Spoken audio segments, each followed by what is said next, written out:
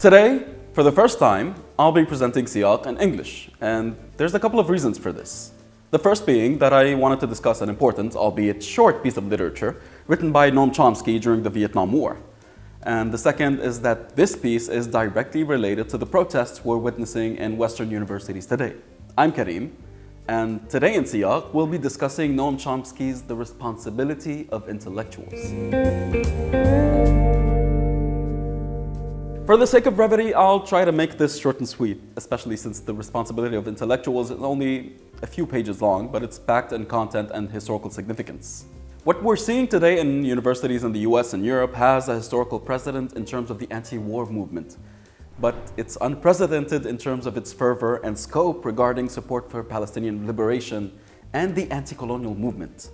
But first, a short bit of history. The US's indirect involvement in the Vietnam War dated back to the 1950s, with direct involvement beginning circa 1963, 1964, depending on who you ask. But ultimately, it peaked in 1969 before ending with a resounding US defeat in 1973. Now, what's so significant about this is that the anti-war counterculture had been gaining ground in the US. So with direct involvement also came a more staunch criticism of why the US had to intervene in another country's affairs, all for fears of a domino effect or supposed communist takeover of Vietnam. So the anti-war movement picked up pace in 1965 and peaked with the announcement of the military draft and the opposition to it. Now, around that time, in 1967, was when Chomsky wrote this famous bit of intellectual genius. In it, Chomsky talks about a series of articles written by philosopher Dwight MacDonald, who was concerned with the question of war guilt, particularly to what extent, and in this case he was talking about World War II, to what extent the Germans or the Japanese bore responsibility for their own government's actions. And the same goes for the British or American people and their responsibility for terror bombings of civilians, like in Hiroshima and Nagasaki.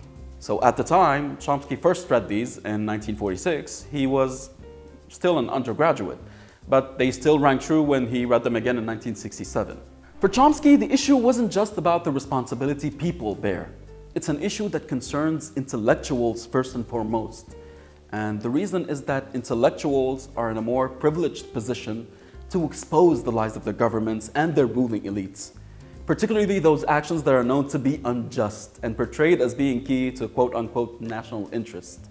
So with what had been happening in Vietnam, the deceit and outright lies were of such epic proportions that they had become tolerated by many who saw them as normal by then, because they continuously went by unchallenged.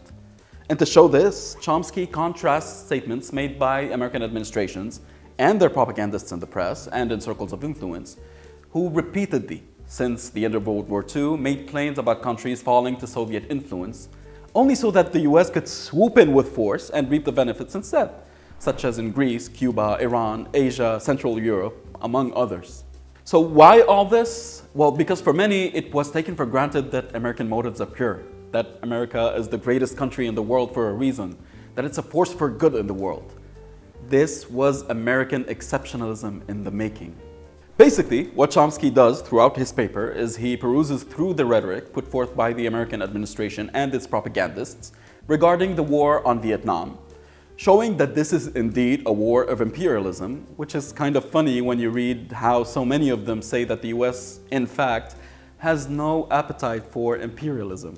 Some of these new good ideas about Vietnam that have prompt and respectful hearing in Washington, which he got from the US government printing office, include one put forth by David Rowe, the director of graduate studies in international relations at Yale University, who proposed before the House Committee on Foreign Affairs that the US buy all surplus Canadian and Australian wheat, thereby creating a mass starvation in China. But of course, that's not directed against the Chinese people. No, never. The starvation would only be incidental, according to Rowe. It's actually a weapon against the government to sow internal instability. That's it. Again, these are the same people that believe the US is a force for good in the world. Funny. So whenever you had criticism of US policy in Asia, or anywhere else for that matter, by the anti-war protesters, they'd be labeled as unreasonable, ideological, or moved by anti-imperialism. The problem here, for some of the New Left, as Chomsky points out by alluding to an essay by sociologist Daniel Bell, is that the term ideology had been reduced from once being about transforming the whole of a way of life to an empty rhetoric that suffices itself with social tinkering under the now affluent state people live under. And this is especially prominent among what he calls the new scholar experts that are now part of the imperialist system and advocate for it, meaning intellectuals that have achieved status and wealth. So really, it all goes back to not just American, but also Western exceptionalism, which was exemplified by Churchill telling Stalin during the Tehran conference in 1943 that the government of the world must be entrusted to satisfied nations. If a world government were in the hands of hungry nations, there would always be danger. Our power placed us above the rest. This is an actual quote by Churchill. So applying this to China, as Chomsky points out by quoting another congressional hearing, it basically means that China is going to have to live with its fear of being encircled by the US instead of indulging this fear by supporting liberation movements, which is why China needs to be given incentives to allow it to live with this fear. This is the same thing that's happening today. Go figure. So in Vietnam, this is the mentality that was driving the US and the intellectuals that prospered under its system, despite ample evidence to the Vietnam liberation movements being an overwhelmingly popular political force that attempted to opt for a political resolution. That is, until the US intervened with overwhelming military force because its Vietnamese allies couldn't stand the tide that overtook the nation. So more importantly, you've no doubt seen the historical parallels that echo with the situation today. So this is where Chomsky focuses on the responsibility of intellectuals.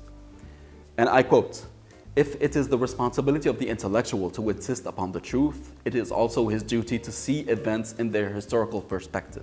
What's currently happening in the US is significant because the atrocities that had been committed in Palestine were of such significance that they brought up the question of the historical perspective. It did away with realpolitik in favor of the moral and just thing to do. It helped bring to mind how hummus is so popular in Palestine that it overwhelmingly won elections in 2006. And more importantly, it helped show how US institutions are complicit in the bloodshed that has been ongoing for decades in the Middle East. Not just in Palestine, in the region as a whole. So maybe ideology isn't dead, after all. We'll see, because next time, I'm planning on working on another text that deals with the responsibility of intellectuals, but this time by a revolutionary figure from the Middle East. I'll see you next time.